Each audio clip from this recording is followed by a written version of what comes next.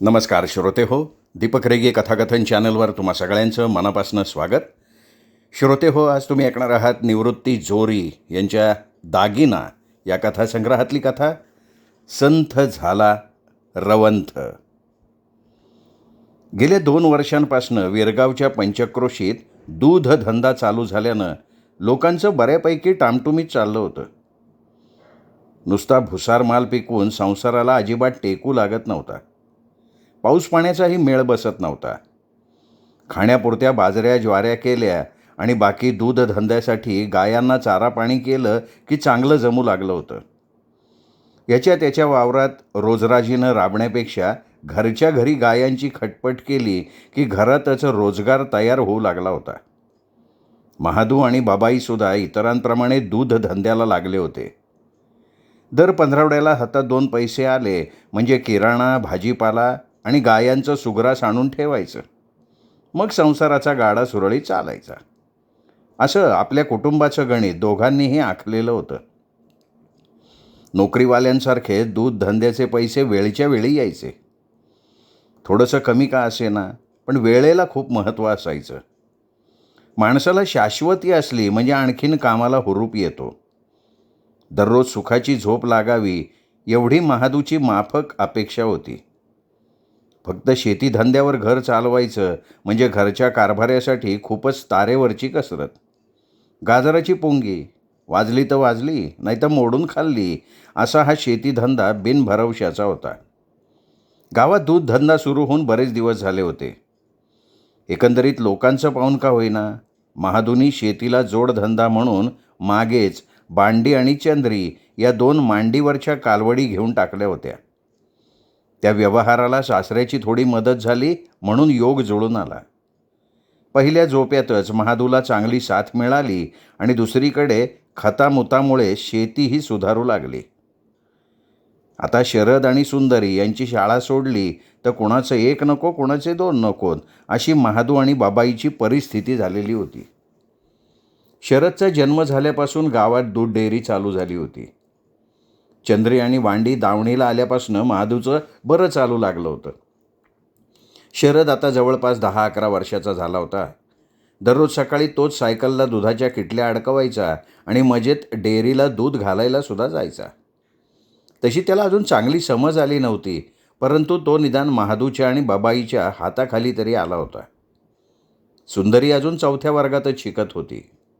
लहान असल्यानं आपली शाळा भली, अभ्यास भला असं म्हणून ती अजून तरी कामापासून नामानिराळी राहिली होती. तसं पाहिलं तर काम करून महादूचा प्रपंच सुखी होता. बाबाई रोज सकाळी चारा कापून आणायची. तो एकदा बांडी आणि चंद्री पुढे टाकला की पोरांना शाळेत पाठवायची. महादू कधी विहिरीचं पाणी वावराला द्यायचा तर कधी बैलाचं औत गळा घालायचा. 2 दिवसांपासून चंद्री 1-2 लिटर दुधाला अचानक कमी झाली होती. खाल्लं असेल चारा पाणी कमी जास्त, असं रात्रीचा स्वयंपाक करता करता बाबाई म्हणाली. पण कितीही झालं तरी महादूच्या मनात शंकेची पाल चुकचुकायला लागली. त्याचं जेवणामध्ये लक्षच लागेना. 2 घास जेवण करून उठल्यावर महादू चंद्रीच्या गव्हाणीजवळ येऊन उभा राहिला. तर तिला धाप लागल्यासारखं झालं होतं. अगं चंद्री, आता तर काय खाईना. पाणी दावा बरं पहिलं तिला. ताण लागले असन तर कशी खाईन. जास्त कोरडा चारा खाल्ला ना मग होतं कधी कधी असं. बाबाई थोडी शंका व्यक्त करत बोलली. आज आला असन ते बी काय सांगावं.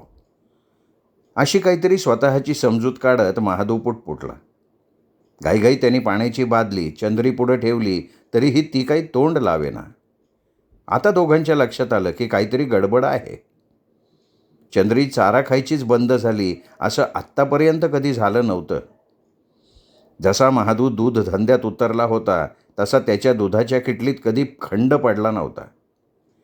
कष्टाला 2 पैशाची जोड देऊन त्यांनी कुटुंब चांगलं सावरलं होतं. गावात डेअरी चालू झाल्यामुळे अशी बरीच कुटुंबं तरली होती. तसं पाहिली तर चंद्रीच्या पहिल्या वितापासून कुटुंबाचा सगळा खर्च दूध धंद्यावरच अवलंबून होता. त्यामुळे चंद्री चारा खाईना म्हटल्यावर महादू आणि बाबाई खूपच चिंतेत पडले. महादूला तर काय उपाय करू आणि काय नको असं झालं. न राहून शेवटी तो बाबाईला म्हणाला, ए ऐक ना, मी रानू भक्ताकडे जाऊन येतो, बघूया तो तरी काय म्हणतोय. खुंटीला अडकवलेली कोपरी काढून घालून तो सरळ राणू भक्ताच्या झिरक्या माळाकडे निघाला. माळावर येताच महादूच्या अंगावर कुत्री जोरजोरात भुंकायला लागली. तेव्हा महादूनं लांबूनच आरोळी दिली. ऐका भगत बाबा घरी, महादू शिंदे आहे मी. राणू भक्ताच्या घरासमोर लक्ष्मी आईचं ठाणं होतं. पिढ्यानपिढ्या त्यांच्या घरात लक्ष्मी आईची हवा यायची. तसा राणू भगत मांत्रिक पण होता. बाहेरची सगळी दुखणी तो मंत्र मारून बरी करायचा. तसं पाहिलं तर राणू भक्ताला या बाबतीत विरगावच्या पंचक्रोशीत तोड नव्हती. एवढ्या अंधारात महादू शिंदे आला म्हटल्यावर भक्तांनी बाहेर येत विचारलं, काय रे महादू, कसं काय येणं केलं? अहो भगत बुवा, कालपासून माझ्या चंद्रीनं चारा खाल्ला नाही, म्हणून म्हणलो काय झालं असन का बाहेरचं तर विचारावं तुम्हाला. भगत ओट्यावरूनच समोर असलेल्या लक्ष्मी आईच्या पाया पडला. समोरच्या होमातून त्याने राख आणली आणि तिथंच भिंतीला टेकून बसला. भक्तानं देवीकडे बघून काहीतरी मंत्र म्हणायला सुरुवात केली. महादू, गाय उडवली तुझी जाता येता कोणीतरी 2 दिवसात, पण काय काळजी करू नका.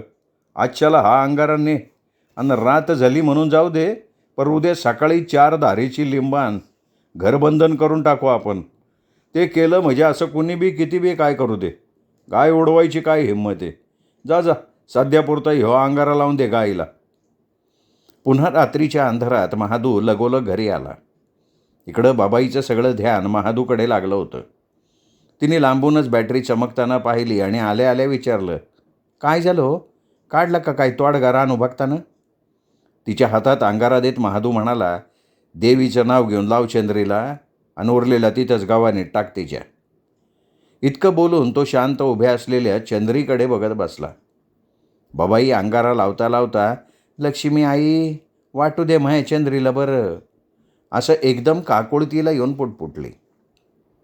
नंतर दोघं बराच वेळ पडवीत येऊन बोलत होते. शेवटी झोपण्याअगोदर पुन्हा एकदा महादूनी गव्हाणीकडे चक्कर टाकली, पण परिस्थिती जैसे थे अशीच होती. महादू सगळे प्रयत्न करून थकला.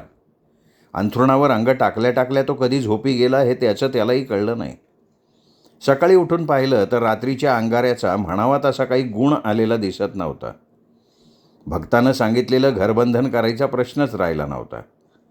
दोघेही आधी वावरात गेले, घास कापून घेऊन आले. दररोज हिरवा घास पाहिल्यावर दावणीला हिसके मारणारी चंद्री आज घासाकडे बघतही नव्हती. बाबाईला आता राहवत नव्हतं. गव्हाणीत घास टाकल्यावर ती म्हणाली, आता डॉक्टरच बोलवून घ्या. आपल्या हाताबाहेर चालली ही गाय, किती दिस दम काढणार. 2 दिवसापासनं दूध बी कमी द्यायला लागली ती. ते दुधाचं जाऊ द्या हो, बरी झाल्यावर लागन तेवढं देईन ती, पण आता तिलाच काय व्हाय नको. चंद्रीच्या कपाळावरनं पाठीवरनं हात फिरवत बाबाई नवऱ्याला सांगत होती. घास कापायला वावरात जाताना बाबाईंनी चुलीवर पाणी ठेवलं होतं, ते आता चांगलंच तापलं होतं. तू मला पाणी दे बरं इसून लवकर, येतो जाऊन मुळे डॉक्टरकडं. असं म्हणत महादूनं लगेच कोपरी काढून अंगावर 2 तांबे टाकले आणि सायकलवर टांग मारून तो मुळे डॉक्टरकडे निघून गेला. पुढं घालूनच घेऊन या त्या मुळे डॉक्टरला. महादू लांबवर गेला तरी बाबाई मोठ्यांदा ओरडून सांगत होती. चंद्रीचं काय होईल या विचारानं तिच्या जीवाची उलघाल सुरू होती. इकडं पोरांना शाळेत जायचं होतं म्हणून बाबाई स्वयंपाकाला लागली. तिला डोळ्यापुढे नुसती आजारी पडलेली चंद्रीच दिसत होती. पोरांची शाळा असल्यामुळे तिने आधी त्यांचं आवरून दिलं आणि पोरं शाळेला निघून गेली. तेवढ्यात महादू गावातून परत आला. आल्या आल्या बाबाई त्याला म्हणाली, काय म्हणले हो मुळे डॉक्टर? अगं येतो म्हणले थोड्या टायमात. महादूनं सुस्कारा टाकत सांगितलं. न्याहारीची वेळ झाली होती म्हणून बाबाईनं जेवण वाढलं आणि म्हणाली, ऐका, खाऊन घ्या 2 घास. तो ताटावर बसला पण त्याला जेवणच जाईना. जाईल तरी कसं? एवढी सोन्यासारखी चंद्री 1 घास खाईना आणि याला काय गोड लागणार होतं जेवण. त्यांनी सरळ ते ताट बाजूला सरकवलं आणि डॉक्टरची वाट बघायला लागला. पडवीत बसून हे दोघं डॉक्टरचा विचार करत होते. तेवढ्यात मुळे डॉक्टर फटफटीवर आले सुद्धा. दोघेही ताडकन उठून चंद्रीकडे गेले. डॉक्टरांनी तिला तपासलं. जरा आश्चर्यानं बघत तिचा रवंथपण लक्ष देऊन पाहिला. गाय चांगलीच आचकल्यासारखी दिसत होती. तिचा रवंथ एकदमच संथ झाला होता. तपासणीनंतर डॉक्टरांनी सगळी लक्षणं बघता पोटाचाच काहीतरी दोष असावा असं महादूला आणि बाबाईला कपाळावर आठ्या आणत सांगितलं. हे बघ महादू, गायीनं काहीतरी न पचणारं आणि न चावणारं खाल्लं हे नक्की. बरं झालं आपण मागच्या पंधरवड्यातच तिचा विमा तरी काढून घेतला आहे. डॉक्टरांनी एकदम विम्याचाच विषय काढावा याचं दोघांनाही आश्चर्य वाटलं. काहीतरी मार्ग काढा डॉक्टर साहेब, अहो जीव लय टांगलेला लागला आहे आमचा, महादू काकुळतीला येऊन म्हणाला. मुळे डॉक्टर म्हणाले, महादू अरे ऑपरेशन करून बघावं लागेल तेव्हाच खरं काय ते समजेल. केस हाताबाहेर गेली असल्याचं डॉक्टरांना कळून चुकलं होतं. जाताना चंद्रीला सध्यापुरती 2-3 औषधं लिहून देत डॉक्टर म्हणाले, माधू ही चारा खाऊन रवंथ करायला लागली की मला बोलवा, नाहीतर मग. महादूलाही आता कळून चुकलं. त्याने नुसती मान हलवली. डॉक्टरांनी फटफटी सुरू केली आणि ते निघाले. हताश झालेला महादू डॉक्टर वळणावर दिसेनासे होईपर्यंत त्यांच्याकडे बघत होता. इकडे दोघांचं कामावरचं सगळं लक्ष उडालं होतं. ध्यानी मनी त्यांना चंद्रीच दिसत होती. तिचा रवंथ गेला कुठं हा त्यांना पडलेला मोठा प्रश्न होता. तोही दिवस असाच गेला. रात्रही गेली तरी चंद्रीनं काहीच खाल्लं नाही. शेवटी दुसरा दिवस उगवताच तिने मान टाकली. महादूला डॉक्टरांचे ते विम्याबद्दलचे शब्द आठवले. तो डॉक्टरांना सांगायला गेला, डॉक्टर तुम्ही म्हणाला तसंच झालं. तिने तोंड बी हलविलं नाही अजिबात. 2 दिवस झाले बघा. शेवटी न खाताच गेली हो चंद्री. नंतर महादूने गावात जाऊन सरकारी डॉक्टरांना बोलवून आणलं. बाजूच्या वावरातल्या बाभळीखाली जिथे खड्डा केला होता तिथेच चंद्रीचं पोस्टमार्टेम केलं. तर गायीच्या पोटातनं जवळपास 1 किलो वजनाचा प्लॅस्टिकचा गोळा निघाला. चंद्री रवंथ का करत नव्हती याचं उत्तर सापडलं होतं. पोटात गेलेल्या त्या प्लॅस्टिकने चंद्रीचा अगदी क्रूरपणे जीव घेतला होता. घर रस्त्याच्या कडेला होतं म्हणून येणाऱ्या जाणाऱ्यांनी फेकलेलं प्लॅस्टिकचं काहीतरी नेमकं चंद्रीच्या चाऱ्यात येऊन पडलेलं असावं. भुकेच्या तडाख्यात चाऱ्याबरोबर आपल्या पोटात प्लॅस्टिक जातंय हे त्या मुक्या जित्राबाला काय माहिती. इतरांच्या चुकीमुळे काही कारण नसताना आज चंद्री जीवानिशी गेली होती. संध्याकाळी शाळेतून पोरं घरी आली तोपर्यंत चंद्रीला खड्ड्यात पुरून महादू आणि बाबाई घरी आले होते. महादू बराच वेळ चंद्रीच्या दावणीच्या खुंट्याजवळ बसला होता. शाळेतून आल्या आल्या शरद आणि सुंदरींनी आईला विचारलं, नानी आपली चंद्री?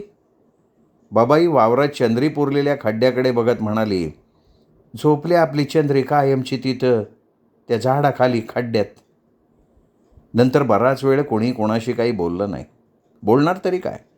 महादू बाहेर झाडाला उलट्या अडकवलेल्या किटल्यांकडे पाहत म्हणत होता, अशी एवढी दूध देणारी गरीब चंद्री नाही मिळणार आपली कधी परत.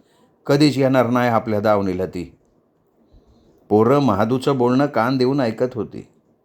बाबाईंनी डोळ्याला पदर लावला आणि बोटं मोडत म्हणाली, कोण्या दुश्मनानं मायचंद्रीच्या अन्नात ईख घातलं काय माहिती. आमच्या चालू गाडीची कानखिळ निसटून गेली. देवा कसं काय चालू संसार आता. महादू हे सगळं ऐकत गव्हाणीला उभ्या असलेल्या बांडीकडे बघत होता आणि आपली शेजारीण कुठे गेली म्हणून बांडी कधीचा हंबरडा फोडत होती. श्रोते हो, तुम्ही ऐकत होतात निवृत्ती जोरी लिखित संथ झाला रवंथ ही कथा.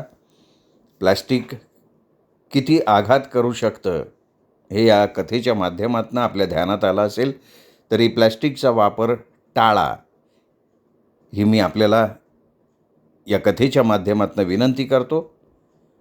भेटत रहा श्रोते हो दीपक रेगे कथाकथन चॅनलवर. कथा कादंबरी ऐकत राहण्यासाठी नमस्कार.